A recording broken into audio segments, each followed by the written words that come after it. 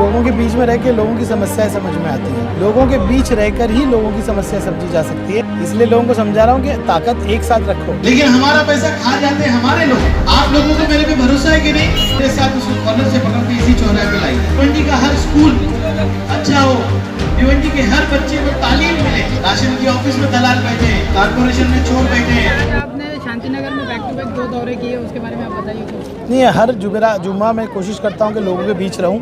मैं पहले फेनीपाड़ा गया, उसके बाद मैं पुरानीपाड़ा गया और अभी मैं शांतिनगर डोंगरपाड़ा आया हूँ। तो लोगों के बीच में रह के लोगों की समस्याएं समझ में आती हैं और जगह जगह पे मैं जाता ही रहता हूँ। जनता दरबार होते ही रहता है। लोगों के बीच रहकर ही लोगों की समस्या समझी जा सकती है। बहुत सी समस्याएं यहाँ पर आप तो जानते हैं, सब जगह पे कॉरपोरेशन का ही प्रॉब्लम है। ना सफाई है, ना गटर है, ना पानी है। तो हम कोशिश कर रहे हैं कि हमारी टीम जगह जगह जाए और इन मसलों को हल करे। इसीलिए मैं पब्लिक के बीच में आता रहता हूँ। तो सर, कल हमने देखा कि कल आपने एसडीओ ऑफिस में धरना दिया था, वो किस सिलसिले में था? इसके नहीं, देखिए यहाँ पर क्या मसला है कि बहुत सारे बोगस वोट हैं, अलग अलग तरह के, नाम किसी और का, फ़ोटो किसी और का। और ये जो है ना, ये जमहूरियत के ख़िलाफ़ है। मैं इसके लिए मुसलसल मीटिंग्स ले रहा था, लेकिन मैंने जब देखा कि संजीदगी नहीं है एसडीओ ऑफिस में अधिकारियों की, तो मैं धरने पे बैठा। और एसडीओ ने मुझे वादा किया है कि 3 महीने में इस मसले को काबू में लाएंगे। सर, आपने आज तकरीर करते हुए 2-3 बार कहा कि मतलब रईस शेख अगर बोले कि भिवंडी में मुझे धरना देना है तो पूरा भिवंडी बंद होना चाहिए। तो आगे आपका कोई बड़ा धरने का प्लान वगैरह चल रहा है क्या? नहीं, आप भी साथ में रहेंगे ना, इसलिए लोगों को समझा रहा हूँ कि ताकत एक साथ रखो। कभी भी ज़रूरत पड़ सकती है। धरना आंदोलन देश में अधिकार है हम लोगों का। का काम हम करेंगे। सबसे ज़्यादा ज़रूरी है कि हमारे हाथ को काम मिलना चाहिए। हम भी शहरी हैं, साबुन खरीदते हैं, मोबाइल खरीदते हैं, हर चीज़ में हिंदुस्तान की सरकार से लेके तो कॉरपोरेशन तक सबको टैक्स देते हैं हम लोग। लेकिन हमारा पैसा खा जाते हैं हमारे लोग। और मैं आपको भी जिम्मेदार कह रहा हूँ। आपने एक अपने भाई को जिताया तो इतनी तब्दीली हुई। अगर इस कॉरपोरेशन में आपको कब्जा करना है तो हमारे लोगों को जिताइए। एक बार ताकत दीजिए हमारे हाथ में। इतनी बिखरी हुई ताकत नहीं चाहिए इस बार हक से आपका वोट मांग के समाजवादी पार्टी के कार्यकर्ता को, आपके शहर के नागरिक को वहां पे कुर्सी पे बिठाने का काम हम लोग करेंगे। ये आज भिवंडी शहर को लूटने नहीं देंगे हम लोग। आप लोगों को मेरे पे भरोसा है कि नहीं? मैंने काम करके दिखाया कि नहीं? ईमानदारी से काम किया है। अब ईमानदार लोग मुझे दीजिए। और अगर उसमें से कोई बेईमान निकला ना, मेरे साथ उसको कॉलर से पकड़ के इसी चौराहे पे लाइए। मैं रमजान में हमेशा कहता हूँ कि जैसे बाप नेक वाले औलाद की दुआ करता है, मैं नेक वाले नगर सेवक की दुआ करता हूँ।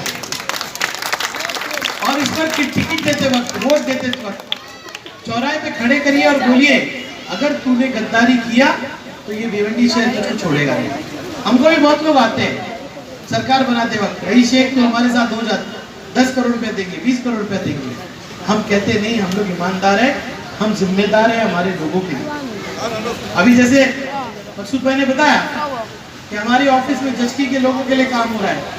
मेरा ख्वाब एक देखना चाहता हूँ, देखता हूँ रोज कि भिवंडी का हर स्कूल अच्छा हो, भिवंडी के हर बच्चे को तालीम मिले, भिवंडी का हर बच्चा पढ़ा लिखा हो और उसको 40 किलोमीटर दूर बम्बई या 14 किलोमीटर दूर थाने नहीं, इसी भिवंडी शहर में काम मिले। ये हक की लड़ाई हम लोग लड़ना चाहते हैं। आप सब साथ देंगे? समाजवादी पार्टी का साथ देंगे? हाथ उठा के बोलिए, इस बार समाजवादी के साथ रहेंगे क्या? इसी तरह से साथ दीजिए। बहुत बड़ी लड़ाई है, हर तरह का जुल्म है।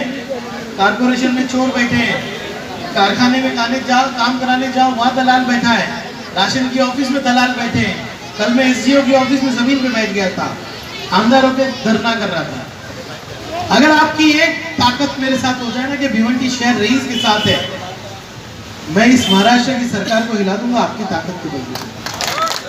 लेकिन लोग चाहिए, जब रईस शेख बोले कि मैं भिवंडी का घेराव करूं और 500 लोग आए तो रईस शेख से कोई डरेगा नहीं। अगर रईस शेख बोले मैं भिवंडी कॉर्पोरेशन का घेराव कर रहा हूं और भिवंडी बंद हो जाए ना, तो हमारे ये घुटनों पे खड़े हो जाएंगे और बोलेंगे क्या काम है बताओ। ऐसी ताकत पैदा कीजिए। हम अपना किरदार दिखा चुके हैं आपको, और मेरे नबी ने सिखाया किरदार बुनियाद है। मैंने अपनी 3 साल 3.5 साल की कारगुजारी आपके सामने रखा है। आपको ताकत दीजिए और मैं वादा करता हूँ आपकी हक की लड़ाई जोरदार तरीके से लड़ूंगा। आज मैं हर मजहब के लिए काम कर रहा हूँ। मुझे फक्र है इस बात का कि अगर मेरे कब्रिस्तान बन रहे हैं तो शमशान भूमि भी बन रही है। मुझे फक्र है इस बात का कि एक मुसलमान को बुला के शाल पहना के लोग कह रहे हैं कि हमारे लोगों ने काम नहीं किया, तुम काम करोगे। और मैंने वादा किया है कि मैं तुम्हारा भी काम करूंगा, मैं हर नागरिक का काम करूंगा। एक मिसाल हमको पैदा करें।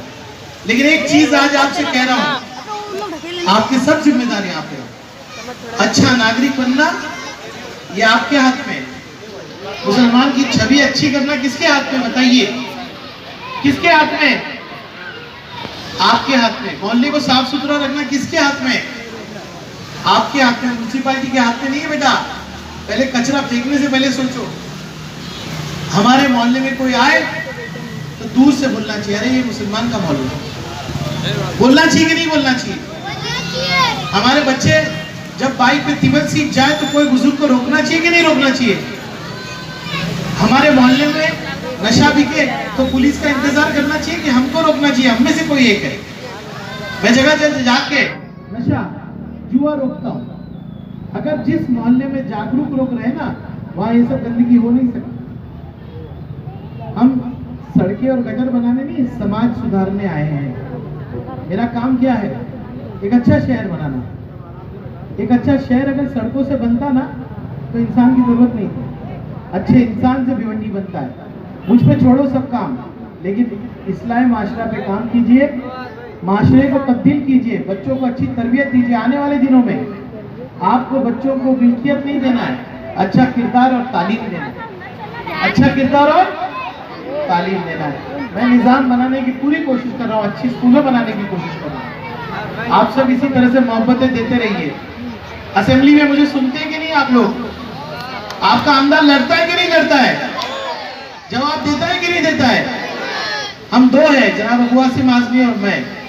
लेकिन पूरे असेंबली में अगर आवाज गूंजती है तो आसिम भाई की आवाज गूंजती है, उसके बाद हमारी आवाज। मैं एक बार फिर तहे दिल से आप सभी का शुक्रिया अदा करता हूँ और उम्मीद करता हूँ कि मेरी बातों पे आप अमल करेंगे, इस शहर को बेहतर बनाएंगे। मैं अपना पसीना यहाँ पर दिन रात बहा रहा हूँ, वक्त पड़े तो खून भी बहा सकता हूँ, लेकिन आपका ताउन, आपकी मदद, आपका साथ मुझे चाहिए। ये मेरा हक है। बहुत बहुत शुक्रिया आप